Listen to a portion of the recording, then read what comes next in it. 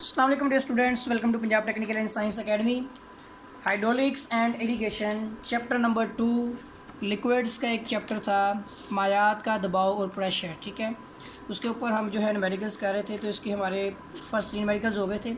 आज हम स्टार्ट करेंगे एग्जांपल नंबर 2.4 करेंगे। 2.3 हमारी हो गई थी। चलिए स्टार्ट करते हैं एग्जांपल नंबर 2.4। तो स्टूडेंट हमारा क्वेश्चन है, a liquid of a specific gravity 0.8।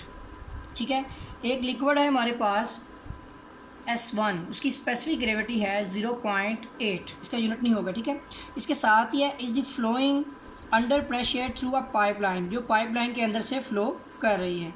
One limb of a simple manometer containing mercury is connected to the pipe. तो अब मर्करी का जिक्र भी कर दिया, तो स्टूडेंट उसकी स्पेसिफिक ग्रेविटी कितनी होगी? 13.6। ठीक है, अब इसके साथ आता है कि एक लिम्ब जो है सिंपल मानोमीटर कंटेनिंग मर्करी आ गया, connected pipe, and other limb is exposed to the atmosphere. दूसरा जो है वो खुली फ़ज़ा के साथ है। एक जो है वो यानी कि मर्करी के साथ, दूसरा यानी कि खुली फ़ज़ा के साथ जो है दिया गया है। The manometer reads as show in the figure, जिसमें दी गई है। ठीक है, कैलकुलेट दी प्रेशर। देखिए ये वाला प्रेशर जो हमारा होता है, ये होता है H1। ये कितना है? 10। H1 हमारे पास है 10 सेंटीमीटर। अब उसने जो है डायग्राम की जिक्र किया है, तो इसका मतलब है कि बकिया डाटा हमें डायग्राम से मिलेगा। ठीक है, और उसने कहा है यहाँ पर अदर लिम्ब हुई हमारे पास कैलकुलेट दी प्रेशर। यहाँ पर देखें कि 10 सेंटीमीटर हमारे पास H1 है। ठीक है, और यहाँ से यहाँ तक जो H2 हमारे पास कितना है?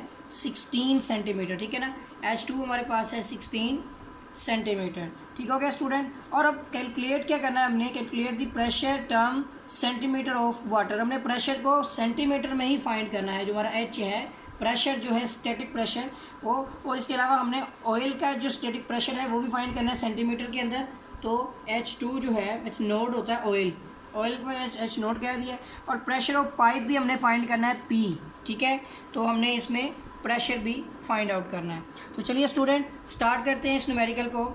इसमें हमसे क्या क्या चीज़ें जो है वो रिक्वायर्ड की हैं। सबसे पहले हम इसका स्टैटिक प्रेशर मालूम करते हैं। तो स्टैटिक प्रेशर का जो फार्मूला हमने पढ़ा था, S2H2 माइनस S1H1। ठीक है, अब इस फार्मूले की रूह से सबसे पहले हम H फाइंड करेंगे। तो इसमें देखें हमारे पास चारों चीज़ें मौजूद हैं, तो हम वैल्यूज़ पुट करते हैं। तो S1 कितना है? 13.6। ठीक है, मल्टीप्लाई बाय H2 हमारे पास है 16 माइनस 0.8 मल्टीप्लाई बाय 10। ठीक है, तो चलिए देखते हैं क्या आंसर आता है।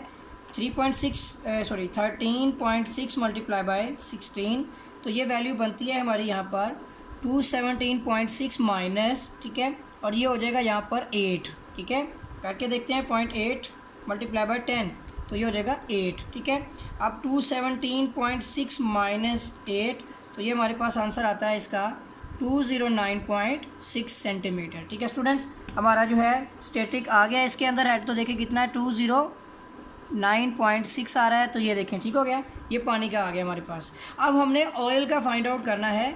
तो ऑयल का हमें फाइंड करने के लिए क्या करना पड़ेगा कि जो हमारा पानी का प्रेशर आ गया, इसको हम स्पेसिफिक ग्रेविटी ऑफ मर्करी के साथ जो है ना यानी कि डिवाइड करेंगे। फिर हमें जो है इसके मतलब आई थिंक मर्करी के साथ तो नहीं करेंगे। मेरा ख्याल है कि ऑयल जो है वो ये हमारे पास S1 ऑयल है, और S2 हमारे पास जो है ना ये ऑयल है, ये मर्करी है।